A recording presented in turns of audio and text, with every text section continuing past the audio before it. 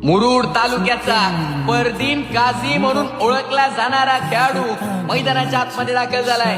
राज पाटील मैदानात येतोय. मुरुड तालुक्याचं वादळ मात्र मैदानाच्या आतमध्ये दाखल झालंय.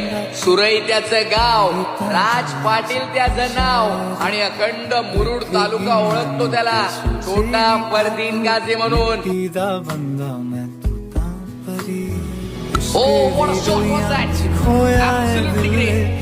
अगदी लाजवाब शॉट आपल्याला पाहायला मिळाला. राज पाटील छोटा परदीन ऑन फायर. सोनी करावे कितने जतनो सोनी दूरों दूरों में देखा तेनू सोने कहाँ तू